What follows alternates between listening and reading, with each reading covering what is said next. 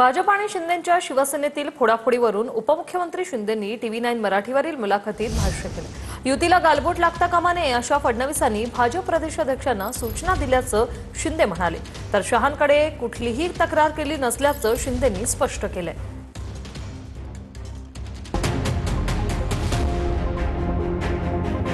महायुतीत खास करून भाजप आणि शिंदेंच्या शिवसेनेमध्ये सुरू असलेल्या फोडाफोडीवरून खुद्द उपमुख्यमंत्री शिंदेंनी भाष्य केले।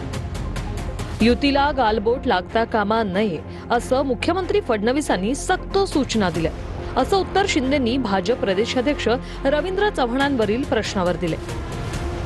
तसंच मैत्रीपूर्ण लढतीत एकमेकांवर टीका न करता सकारात्मक पद्धतीने विकासात्मक प्रचार करायचं ठरल्याचं शिंदेंनी खास TV9 मराठीला दिलेल्या मुलाखतीत सांगितलं।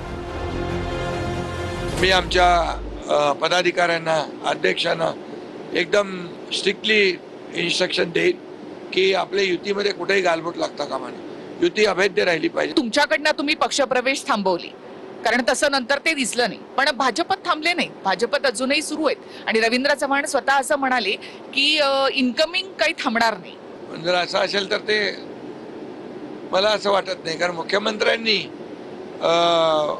एकदा सांगितल्यानंतर मग ते दोन्ही पक्षांनी पत्ते पाळली पाहिजे। प्रवेश जेव्हा काँग्रेसचे होते तेव्हा काँग्रेसचे प्रवेश आणि इतर विरोधी पक्षातले काही लोकांचे प्रवेश होते, तर मी सांगितलं हे भाजपचं तर नाही ना बाबा।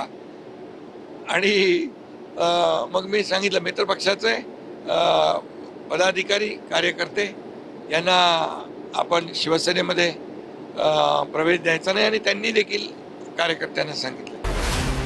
उपमुख्यमंत्री शिंदेंनी थेट दिल्लीत जात महाराष्ट्र भाजपच्या धोरणाविषयी केंद्रीय गृहमंत्री अमित शहांकडे तक्रार केल्याचं बोललं जात होतं।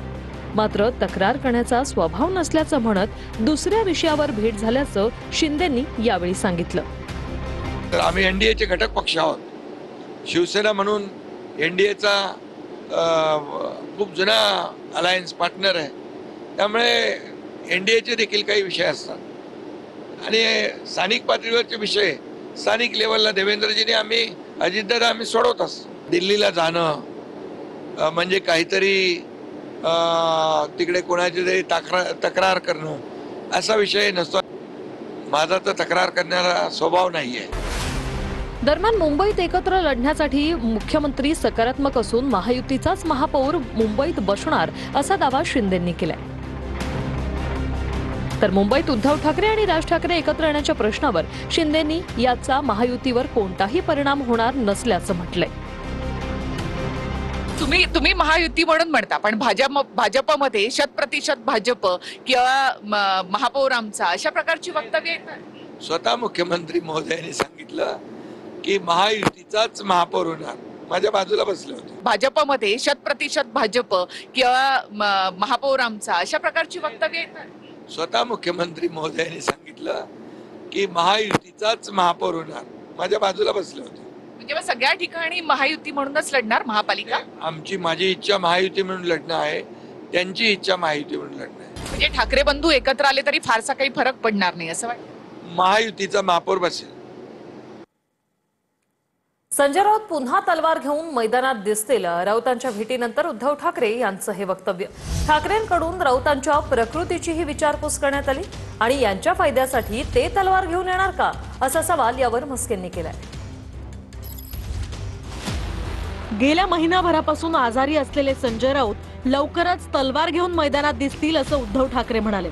उद्धव ठाकरेंनी आज भांडूपमधल्या संजय राऊतांच्या निवासस्थानी जात भेट घेतली। याच वेळी मिलिंद नार्वेकर सुद्धा सोबत होते।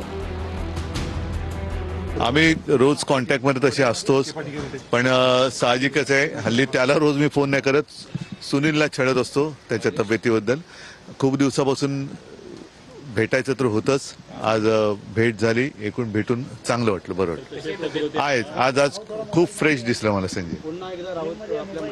येस, आणि नुसतेच नाही तलवार घेऊन दिसतील। त्यांची तब्येत ठीक नाहीये तरी सुद्धा यांच्या फायद्याकरता तलवार घेऊन येणार म्हणतायत। केवळ स्वार्थ उद्धव ठाकरे यांच्याकडे राहिलेला आहे। थोडी स्वतःची काळजी घ्या असा सल्ला देण्यापेक्षा तलवार घेऊन तुम्ही बाहेर या, ही जे त्यांचा जो काही सल्ला आहे, नमस्कार आहे त्यांना। संजय राऊतांवर सध्या मुंबईतच वैद्यकीय उपचार सुरू आहेत.